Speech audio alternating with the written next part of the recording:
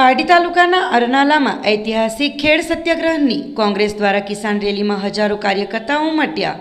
કોંગ્રેસના મુકુલ વાસનિક, પ્રદેશ પ્રમુખ અમિત ચાવડા, લાલજી દેસાઈ, ઉષા નાયડુ, ધારાસભ્ય અનંત પટેલ સહિત વલસાડ જિલ્લા કોંગ્રેસના અગ્રણીઓએ ભાજપ પર આકરા પ્રહારો કર્યા।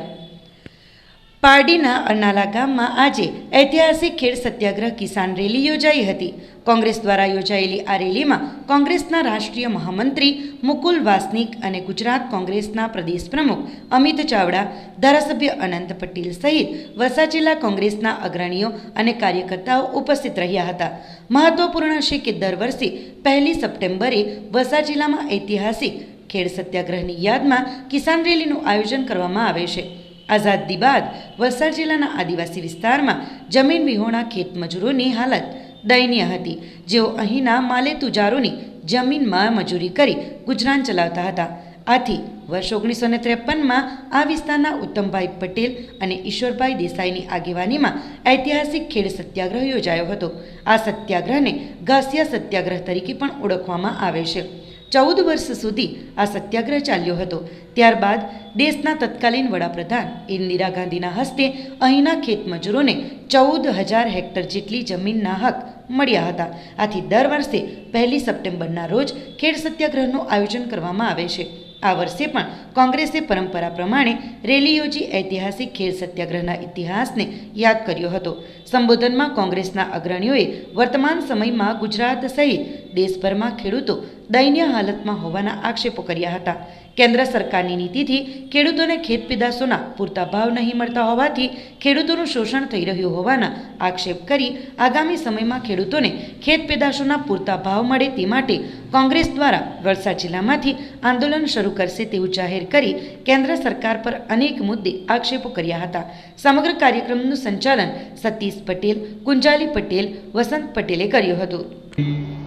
वसंत पटेल जी, हरीश पटेल, अध्यक्ष अमित चावड़ा जी, अखिल भारतीय कांग्रेस कमेटी की सचिव दाना पर बैठा साबरमती साहब અને એ વખતે 4 દિવસ પછી આદરણીય આપણા ખેડે ની કોઈ પાસે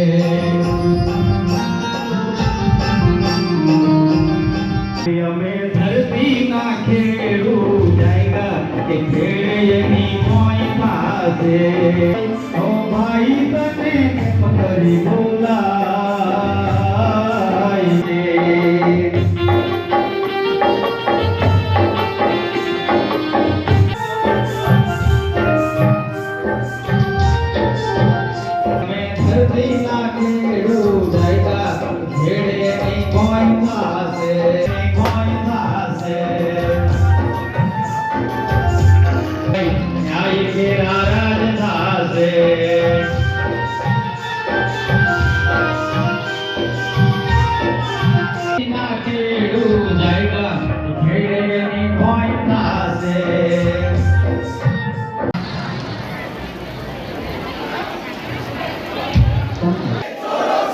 बिरसा लड़े ते गोरो से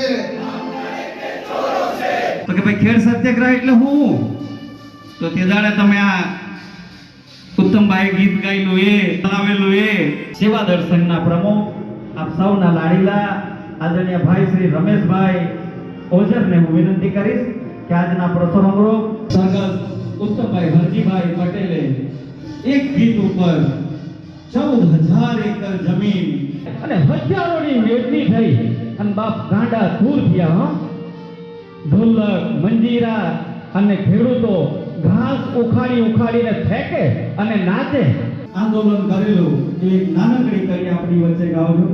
હારે અમે ધરતી ના ખેડૂ જાયગા કે ખેડેની મોય થાશે।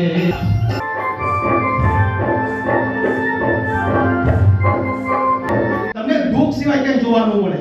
સિટીમાં જાઓ તો ગટર જાતી છે, સિટીમાં જાઓ તો અનલીગલ ઘર છે રેગ્યુલર નથી કરતા, ગામડામાં આવો તો રસ્તા બેકાર, ખાડા પડી ગયા, રસ્તે ફરવાની હાલત નથી, જ્યાં જોતા ગટરોમાં પાણી ભરેલા। गली गली में शोर है भाजपा वोट चोर, गली गली में शोर है।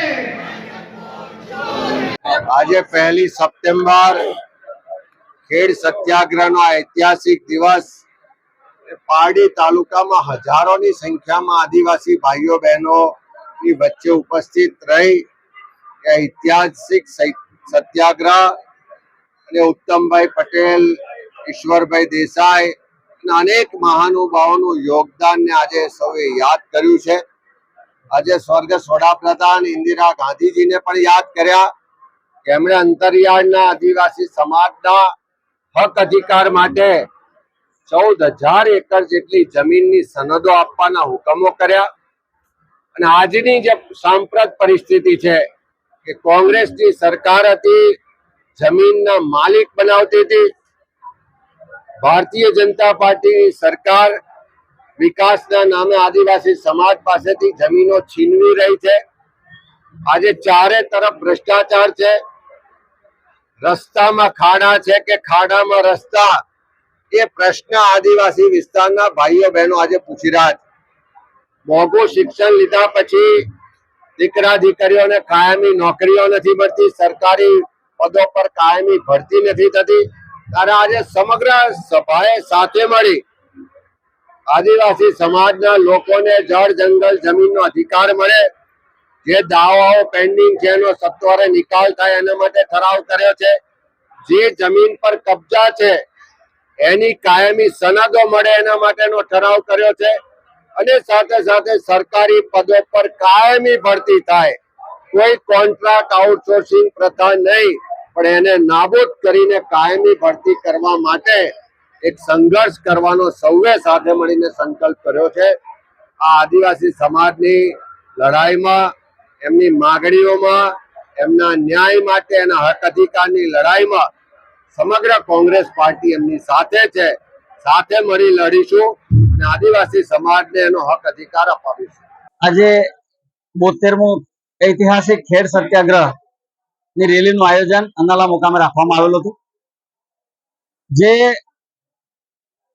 1953 ની અંદર ખેડ સત્યાગ્રહના માધ્યમથી લોકોને જે જમીન વિહોણા છે એમને ખેડ સત્યાગ્રહના માધ્યમથી 14,000 એકર જમીન ઉત્તમભાઈ હરજીભાઈ પટેલ અને ઈશ્વરલાલ દેસાઈ જેવાના નેતૃત્વ હેઠળ મળેલી, અને 4,000 એકર જમીન ભૂમિહીનોને મળેલી, એમ ટોટલ 18,000 એકર જમીન ની ફાળવણી કરવામાં આવેલી. અને ત્યારના તાત્કાલિક વડાપ્રધાન ઇન્દિરા ગાંધીજીના હાથે સનદ મળેલું.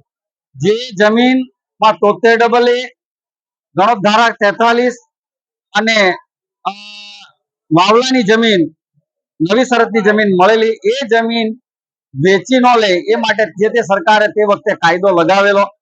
એ કાયદાની અમલવારી થતી રહી અને ભોળા ખેડૂતો જમીન વેચાઈ ન જાય એને જાગૃત કરવા માટે આ એક રેલીનું આયોજન દર વર્ષે કરવામાં આવે છે. એ આયોજનની અંદર 3,000 માણસનું અમારું આયોજન હતું. 3,000 થી પણ વધારે માણસો હતા. એની અંદર પ્રદેશ પ્રમુખ અમિત ચાવડાજી અને મુકુલ વાસનિકજી, ઉષા નાયડુજી, અનંત પટેલજી વગેરે અનેક નેતાઓ પણ આવ્યા હતા. અને આની અંદર અમે લકી ડ્રોના માધ્યમથી ખેડૂતોને પ્રોત્સાહન રૂપે એક મિની ટ્રેક્ટર, તેની સાથે પાણી ખેંચવાનો પંપ અને એની સાથે ભાત ઉડાડવાના પંખા અને બધી જ બહેનોને એક દાંતરડા, ઘાસ કટર મશીન જેવી અનેક ચીજ વસ્તુઓ આપી અને એમને અમે આવકાર્યા હતા. આપણી સંકલ્પ ન્યૂઝ ચેનલને સબસ્ક્રાઇબ અને લાઇક કરો, બેલ આઇકન દબાવો, જેથી આવનાર ન્યૂઝ અપડેટ્સની નોટિફિકેશન આપના મોબાઈલ પર સૌથી પહેલા પહોંચે. Like, subscribe and share the video.